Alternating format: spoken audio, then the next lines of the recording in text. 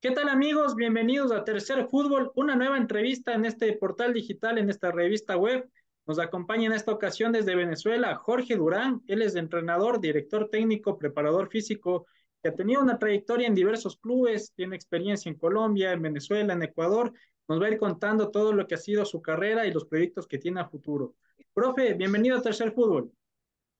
Bueno, muchas gracias. Gracias por la invitación y felicitarte porque verdad que estos programas son los que van dándole una manera más sistémica de comprensión al juego y refuerza a muchos de los que están en esta área tan bonita como es el fútbol. Profe, muchas gracias primero y vamos desde el inicio. ¿Cómo se da su amor por el deporte? ¿Cómo se da su amor por el fútbol? ¿Cómo son esos primeros años de enrolado en lo que es el balompié? No, bueno, Mérida, en Venezuela, donde yo soy, es una ciudad futbolera, una ciudad que está muy cercana también a Colombia y desde hace mucho tiempo ahí crecieron, se formaron dos equipos, Estudiantes de Mérida y ULA Mérida en el profesional, una cantera, salieron muchos jugadores de ese estado y yo crecí en esa cultura de fútbol. No lo pude jugar profesionalmente porque me dediqué ya a estudiar cuando llegué a los 20 años. Vi que no tenía una buena opción también por la situación económica que presenta el fútbol.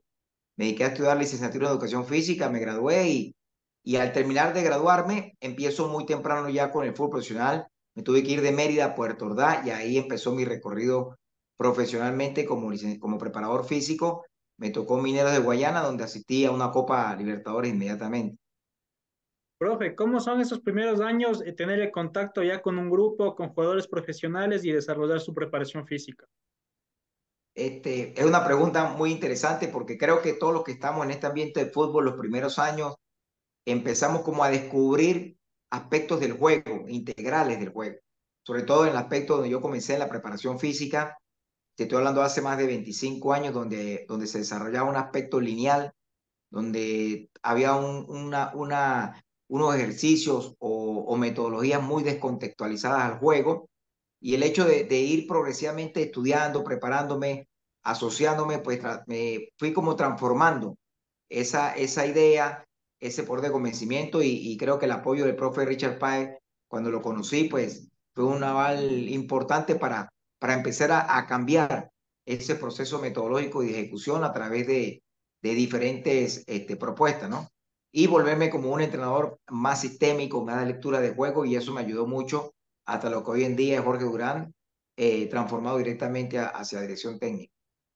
Profe, ¿qué diferencias hay entre un preparador físico y un director técnico? Bueno, hoy en día yo digo que el preparador físico hoy es un técnico más, porque el preparador físico tiene que conocer de periodización táctica, de microciclo estructurado, de planificaciones ya contextualizadas, tiene que ser un preparador físico conceptual y que tiene que ir de la mano con el trabajo del técnico, porque hoy no hay tiempo, los tiempos se han reducido para tratar de sacarle mayor productividad y calidad al jugador en cuanto a las tareas.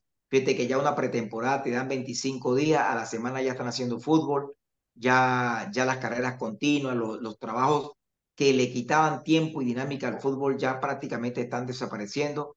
Por eso es que hoy un preparador físico tiene que ser para mí un técnico. Y no solamente preparador físico, fíjate que ya entraron los analistas de video que anteriormente tomaban un partido, se lo pasaban al técnico así. Hoy en día el analista le entrega un informe muy detallado, conceptual, ¿no? Conceptual, no por video, sino conceptual, cómo es la salida, cómo es la progresión, cómo es la finalización, cómo es los doblajes, cómo es las bandas, dónde se recarga más el juego. Es decir, que todas las personas que están dentro del fútbol, hoy en día para mí, tienen que tener un porcentaje altamente de dirección técnica. Profe, tomando una referencia que tuvimos aquí en Tercer Fútbol, en algún momento charlamos con Fernando Signorini y él nos comentaba que él más que un preparador físico es un preparador de futbolistas. ¿Coincide usted Así. con ese criterio? ¿Qué diferencias hay entre un preparador físico deportivo en general y uno que se dedica al fútbol? No, totalmente de acuerdo con el profe Signorini, porque lo que te cuento, el futbolista imagínate, trabajamos con 22, 32 jugadores en una nómina, pero si lo llevamos al reglamento, son 11 jugadores, incluyendo el portero ya tiene un preparador de portero, y de ahí en adelante hay que trabajar por línea, defensiva, ya los laterales tienen un comportamiento diferente, los centrales, los volantes. Entonces, eso que dice el maestro Signorini, pues tiene toda la razón. Somos preparadores de jugadores de fútbol, porque tienen una forma de pensar, de jugar, biomecánica, de respuesta muscular, adaptativa, totalmente diferente. Y entonces nosotros tenemos que tratar de ir tratando de sacarle la mayor productividad, no solamente física, sino de manera cognitiva al jugador. Es decir, el fútbol ya hoy en día, nosotros estamos trabajando hacia una alta especificidad. Y en ese aspecto, ¿cómo hace el preparador físico como para dividirse por secciones? ¿Cómo es el trabajo ya propiamente con defensas, con arquero, con delanteros, etcétera? Tiene que ser un acompañante de todo el cuerpo técnico. Tiene que ser un acompañante en cuanto a la planificación, qué es lo que se va a realizar. Ya las entradas en calor hoy en día son tácticas, son muy orientadas hacia el desarrollo táctico. Y hoy en día hay dos tipos de preparadores físicos. Nosotros llamamos el preparador físico en seco, el que está en el gimnasio ayudando al fisioterapeuta con los preventivos, etcétera, y el preparador físico en cancha. Al jugador pisar la cancha, ya la cancha ya es neto, toda orientación táctica o técnica. Fíjate lo que te estoy diciendo. Anteriormente, nosotros hablamos de un aspecto técnico-táctico y hoy en día estamos hablando de un aspecto táctico-técnico. Es decir, que la táctica se fundamenta para después darle diversidad a los otros empleados, trabajadores que están alrededor del director técnico. Profe, ¿de qué se trata o qué abarca la comprensión del juego? ¿Qué significa esa interpretación del juego en lo que es un cuerpo técnico? Bueno, es darle utilidad al jugador de saberle, hacerle comprender a través de tareas la importancia de los espacios, de los carriles, de los posicionamientos, de los tiempos. Entonces, hoy correr más no te garantiza que vas a ganar. Hay que correr inteligentemente, hay que posicionarse mejor, hay que tener lectura de los espacios, hay que saber, hoy se habla también del tercer hombre, inclusive ya están hablando del cuarto hombre, porque el fútbol es nosotros, el profe maestro Ceirulo lo dice que es una serie de interacciones, no de acciones, de interacciones, porque el hecho de que existe una serie de combinaciones generan la suma de otras reacciones. Entonces, eso va en una distribución proporcional y equitativa de todas las energías y funcionamiento de que tiene que comprender el jugador en una situación de juego. Cuándo jugar corto, cuándo jugar largo, cuándo hacer amplitud, cuándo verticalidad, cuando atraer, cuando no atraer. O sea, hay una serie de factores que tenemos que tratar que el jugador aprenda a ser más conectivo que ese jugador físico que corre por correr. Profe, ¿cuáles son los elementos fundamentales que usted considera debe tener un director técnico? Uf, yo digo que son muchos, ¿no? Primero, yo creo que aprender a gerenciar emociones. El director técnico es un gerente emocional. Tiene que saber mucho de psicología, tiene que saber mucho de empatía, tiene que saber mucho de toma de decisiones, tiene que, como lo dijo Guardiola hace poco, saber manejar a los que no juegan. Creo que ahí es donde está el problema, decía Guardiola, saber manejar a esos que no están jugando. El saber estimular al que tiene bajo ritmo, el saber darle una buena mano de orientación al que está en ritmo. Es decir, un tema hoy en día muy complejo. Tiene que ser un buen comunicador el director técnico, porque muchas veces sabe mucho, pero de repente cuánta cantidad de información con calidad está transmitiendo. Entonces, todo eso es importante. Saber gestionar un cuerpo técnico, saber escuchar, tener una escucha activa, saber manejarse entre los medios de comunicación, saber manejar la presión. La responsabilidad es muy alta. Hoy en día es una responsabilidad integral muy fuerte. Le hago la misma pregunta, pero enfocado ahora en un preparador físico. ¿Qué elementos debe tener un preparador físico? El preparador físico el principal elemento es conocer aspectos no solamente condicionales del fútbol, como la fuerza, la velocidad, la resistencia, la coordinación, tiene que también conocer aspectos conceptuales del juego, cuando el aspecto defensivo, ofensivo y sus transiciones, y ser un complemento ideal del director técnico. Es decir, cuando nosotros hablamos de modelo de juego, el modelo de juego representa todo el desarrollo armónico de una estructura representada en el equipo. Y el preparador físico tiene que ser parte de esa estructura armónica. Y es como, el preparador físico es como decir el oído, el canal de comunicación afectivo que tiene el equipo, porque muchas veces los técnicos, pues con tanta presión y tanta toma de decisiones, tienen que tener una persona a su lado que escuche al jugador más que lo que él lo puede escuchar y ahí está el preparador físico. Profe, usted es ponente, tiene varias charlas que ha dado, es docente. ¿Cuál es la importancia de tener un aprendizaje continuo, de obtener conocimiento permanentemente en el fútbol? Bueno, importantísimo, porque esto está cambiando, sobre todo los procesos formativos. Cuando el entrenador tiene que entender, el entrenador que está en proceso formativo, tiene que entender que es un formador, cómo son las cargas de trabajo, cómo son las orientaciones, cómo son los trabajos de diferentes edades, 7, 8, 9. En cada año va cambiando la propuesta metodológica, cómo debe representar, cómo debe ser un canal de comunicación efectivo, cómo manejar liderazgo. Y después progresivamente en los diferentes niveles, ya sub 15, sub 17 y sub 20, tener una orientación bien precisa de cuáles son los objetivos que se quieren a esa edad. Es decir, estudiar complementa, nos da reforzamiento, nos da importancia para generar el debate, para escuchar y para también estar siempre presente y respetando la opinión del otro. Profe, yendo un poco a lo que ha sido su trayectoria, cuéntenme un poco cómo fue el trabajo con las diferentes divisiones inferiores de la selección venezolana. Bueno, fue un trabajo muy importante porque en ese momento yo tuve esa gran suerte que el profesor Richard Páez estaba entrando en la selección, venía de Europa, estuvo por el Milan, por Ajax, por el Real Madrid, y él siempre nos inculcó que teníamos que prepararnos a nivel internacional para poder competir a nivel sudamericano. Y eso creo que fue uno de los primeros pasos de la transformación del fútbol venezolano, cuando la gente dijo, bueno, ¿cómo cambió Richard Páez ese modelo de juego? Lo cambió porque tuvimos que capacitarnos todos, tanto los que estaban dentro de la selección como yo que estaba en menores. Y el mismo concepto lo fuimos bajando a menores, mucho más trabajo con pelota, mejor dedicación al jugador, mejor orientación. Le dimos mucha importancia a lo que usted nombró al principio, el aspecto cognitivo. Empezamos a relacionarnos con los entrenadores de las categorías que tenían un programa muy lineal y a darle talleres, seminarios para que cambiaran ese modelo de trabajo. Empezamos a transformar el fútbol menor en fútbol 5, fútbol 7 y fútbol 9, algo que no se creía. Entonces creo que el trabajo fue muy, muy interesante en ese proceso y para mí de enorme aprendizaje que hasta hoy en día lo llevo día a día para seguir transformando. Profe, también antes de la entrevista hablábamos un poco, estuvo en Deportivo Cuenca en 2018. ¿Cómo fue la experiencia ecuatoriana?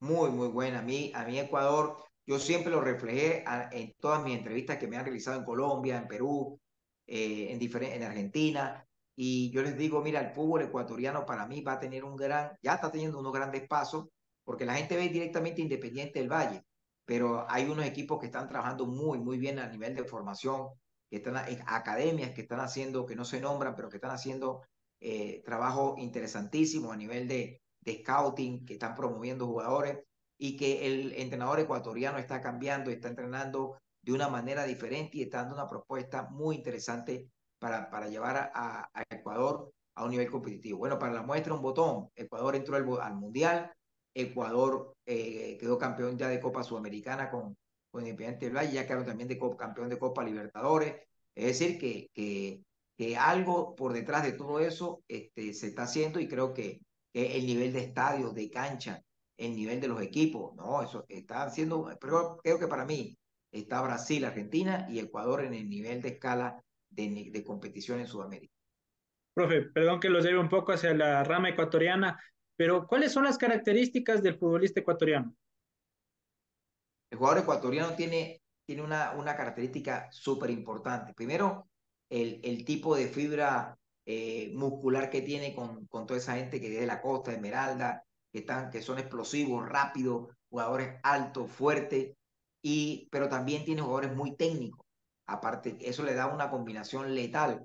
Fíjate que lo estamos viendo a nivel de selección de la gran cantidad de jóvenes que están saliendo en ese nivel. Yo tuve la posibilidad de tener a Joao Ortiz, que estaba comenzando con nosotros en el Deportivo Cuenca, creo que en ese entonces tendría como 16, 17 años, y ya se le veía la calidad y el talento. Y Ocuero, que también lo tuvimos allá en Cuenca. Bueno, tuvimos gran cantidad de jugadores que ahorita me pasan por la cabeza, pero un nivel, yo me quedaba sorprendido del nivel de calidad que hay en Ecuador para los jugadores que todavía no han llegado a selección y que no se han mostrado. Profe, algo que siempre se habla del fútbol ecuatoriano es el tema de la altura. ¿Cómo observa usted ese tema de la altura de equipos que son de la costa, vienen a la sierra o de otros países y vienen a jugar a Quito, por ejemplo? ¿Cómo es la dinámica del tema de la altura en el fútbol?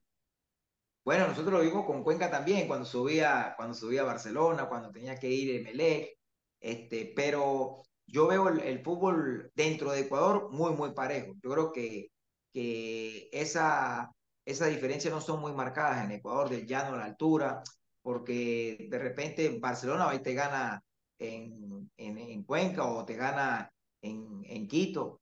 Entonces, dentro del fútbol ecuatoriano, también debe ser por el condicionamiento ya adaptativo de que están jugando miércoles, domingo, miércoles, entonces el jugador sube un miércoles a Quito, baja otra vez al llano, vuelve a jugar en Quito o juega en Cuenca, y entonces eso como que en todo el año el jugador ya tiene ese tipo de adaptación. Profe, ahora vamos hacia el fútbol venezolano. Cuénteme un poco cómo se ha venido desarrollando el fútbol venezolano desde que usted empezó en esto del fútbol hasta lo que es ahora.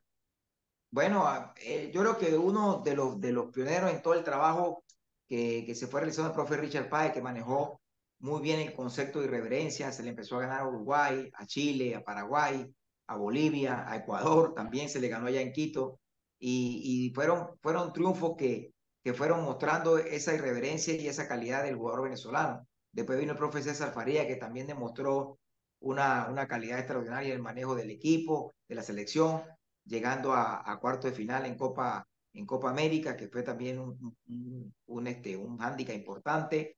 Y bueno, después creo que la selección entró como en un sub y baja de rendimiento. Hoy en día ya está el profe también Batista, que pues está dando otro tipo de concepto diferente, apenas se está iniciando en la selección, está recibiendo todo el apoyo de nosotros para la selección. Y creo que bueno, la importante es sacar esa reverencia competitiva que tiene el jugador venezolano para seguir compitiendo. Ya se le ganó a Paraguay en la segunda fecha, creo que es un resultado anímico muy, muy importante y que va a marcar el camino porque pues prácticamente clasifican 6 y medio y eso va a generar una ventaja de competir todos los partidos en casa y afuera también de sacar puntos. Profe, de una manera más global, ¿cuál es la identidad del fútbol venezolano? La identidad es muy parecida a la del ecuatoriano, muy parecida porque nosotros aquí en el torneo local se juega mucho el aspecto de transición, de jugadores mucho por banda, con jugadores altos, con 9 referenciales.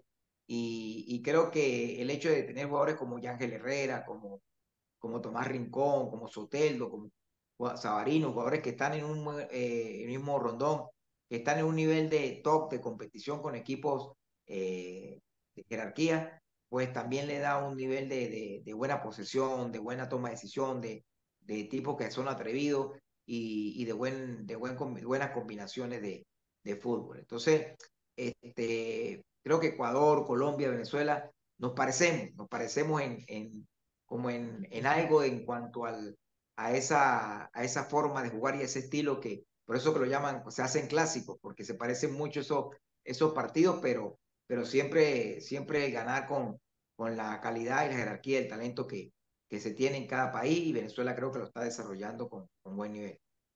Usted rememoraba hace un momento ciertas victorias importantes que ha tenido el seleccionado venezolano en los últimos años. Ha estado relativamente cerca de poder clasificar a un mundial. ¿Qué es lo que le está faltando a Venezuela para dar ese puntapié que ya le puedas llevar a un mundial, a una final de Copa América, un rol más estelar? Yo ahí siempre, eso sí, pregunta siempre la hemos analizado, ¿no? Yo siempre digo que ir a un mundial es la representación de un contexto que va aparte de la selección. ¿Cuál es ese contexto? El nivel de competición interno. Eso es fundamental. Por ejemplo, ustedes en Ecuador han subido el nivel de competición interno porque está Liga, está el Independiente del Valle, está el mismo Deportivo Cuenca, pero Barcelona, Emelec, o sea, ahí la competición de 5 o 6 equipos hacen en que el torneo sea de mucha calidad. Están llegando jugadores de alto nivel, técnicos de buen nivel, campos de buen nivel, entonces todo eso va sumando. Están sacando ya jugadores al extranjero que están jugando en niveles top, ya tienen cuántos jugadores en Inglaterra, creo que tienen 3, 4, en España tienen 5, en Brasil tienen creo que 2, jugando y son titulares en su equipo. Entonces, eso también arrastra la situación de competición para mejorar. Entonces, la liga nuestra todavía le falta un paso más, para mí, en mi criterio, de competición interna, de mejorar un poco el nivel de ese día a día que tenga que tener el jugador para poder llegar a niveles de selección, porque ahí donde se le da el complemento competitivo al plus que está pidiendo la selección. Profe, tengo tres preguntas para ir cerrando. ¿Cuáles han sido sus máximos referentes, sus principales maestros a lo largo de su carrera? Bueno, Richard Páez ha sido un referente importante en cuanto a la formación de, de lo que uno quiere, ¿no? Yo creo que el otro, analizando, me gusta mucho, por ejemplo, ahorita actualmente Luis Enrique a nivel de España, lo que hace ahorita con el Paris Saint-Germain, lo que está haciendo, son técnicos que donde van, colocan un estilo, una forma representativa de lo que ellos son y yo diría que un tercero podría ser el mismo Guardiola con todo lo que hace. Claro, uno no quiere pretender jugar como ellos, pero sí, sí creo que son técnicos que le hacen muy bien al fútbol, ¿no? Y dentro de ese grupo pues van muchos más, Flo, que el otro, pero que le hacen bien al fútbol porque le dan otra propuesta de atrevimiento. Claro, tienen los jugadores, las condiciones, el equipo para poderlo realizar, pero creo que están apostando a un fútbol diferente, reactivo, creativo, cognitivo, de calidad, y eso es lo que nos llena a nosotros para seguir aprendiendo de todos esos grandes maestros. Profe, en cuanto a lo que es jugadores de la actualidad, ¿cuáles les llaman por ahí más la atención? Bueno, siempre hay jugadores que uno dice, wow, este tipo, para mí, por ejemplo, Buquet, que ya se retiró, pero fue un jugador que en la mitad de la cancha representó un cambio posicional. Era un jugador, no sabía si era 5 o 10. O sea, es un tipo que referente de toma de decisiones increíble, a unos toques como plus. Otro jugador que uno puede ver, bueno, Messi, que todo el mundo pues maravillado con todo lo que hace, diferente, con todo lo que hace. Pero hay un jugador que a mí como de hace muchos años, desde niño lo vi jugando y que marcó una referencia, fue Franco Baresi también, siendo central, porque le dio un cambio lineal a la posición de defensa central. Fue un jugador que empezó a darle un estilo a la salida de juego a lo que hoy en día la salida limpia, la salida ya con que el jugador tome decisiones de dos o tres opciones, y creo que por ahí Franco Baresi también fue un jugador que marcó esa etapa para mí de aprendizaje que yo me quedaba asombrado. En ese momento no lo entendía tanto, pero le veía la calidad y después hoy en día cuando uno ya está estudiando más el fútbol, uno dice, bueno, este era el tipo de jugador que hace años hacía lo que hoy en día le están pidiendo los jugadores actualmente. Profe, ¿cómo desarrolla un entrenador su estilo de juego? ¿Cómo logra conceptualizar una forma de jugar? El estilo de juego, usted tiene que llevarlo a la cancha o el entrenador tiene que llevarlo a la cancha a como es el entrenador. O sea, si a usted le gusta el fútbol combinativo, asociativo, por fuera, que aparezca el jugador, que el jugador encuentre esa dinámica, esa forma de la cual usted está pensando, usted empieza a generar su estilo. Usted entrena desde los rondos, desde los pases, desde lo analítico, de lo global, de lo estructurado, todo en función de una idea. Como yo siempre voy a la charla, le digo, si a usted le gusta el fútbol combinativo y hace rondo todos los días y va el domingo y pide fútbol directo, ahí no es coherente con lo que está aplicando. Pero cuando un técnico quiere representar una idea, como que es un cuento, como que lo va llevando en la planificación, ¿no? Yo quiero ir progresivamente desde la salida hasta la finalización, que el jugador pase por este trámite. Y por eso que yo te digo que admiro esos técnicos que tú lo ves, por ejemplo, Guardiola, que lo viste en el Barcelona, con un fútbol extraordinario, después lo ves en Bayern Múnich, después lo ves en City, igual Enrique, ahorita viendo la selección de España, Barcelona, ahorita viendo el Paris Saint-Germain, es el mismo Luis Enrique, es el mismo fútbol. Entonces ahí donde entra, uno mira el nivel de convencimiento de esos técnicos para que esos jugadores representen la idea que yo quiero. Ahora sí, las dos últimas, profe. ¿Cuál es el estilo de juego de Jorge Durán? A mí me gusta mucho un estilo combinativo donde el jugador se le dé unas pautas, pero que el jugador tome decisiones. ¿Por qué? Porque el jugador, creo que nosotros tenemos que hacer que el jugador saque esa calidad, que sea representativo, que tenga esa representación de lo que es. Yo creo que el jugador con muchas orientaciones, con mucha parcelamiento le quitamos su poder de creatividad.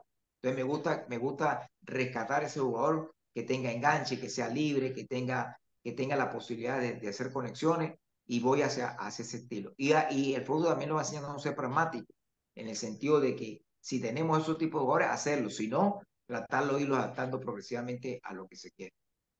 Profe, ahora sí, para cerrar, ¿qué significa en su vida el fútbol? No, el fútbol es todo, es todo. Yo creo que el fútbol es parte de mi vida, es mi persona, es como yo soy, es como entiendo la vida, es como yo camino, como vivo, como respiro. Porque yo en una cancha, pues no sé qué tiene la cancha, pero yo entro y es algo mágico. Yo me lleno de energía, de vida. De verdad que me provoca estar todo el día en una cancha y las interacciones que uno genera ahí, aprendizaje, es algo mágico, es algo mágico. No sé si a otros les pasa, pero uno disfruta mucho el fútbol y el fútbol lo educa a uno constantemente porque el fútbol te hace que tú seas una representación social y te educa en muchas cosas, en comportamiento, en disciplina, en perseverancia, en resiliencia, porque te aprendes también a superar muchas dificultades y bueno, es parte de todo ese crecimiento que uno lleva en ese proceso de vida.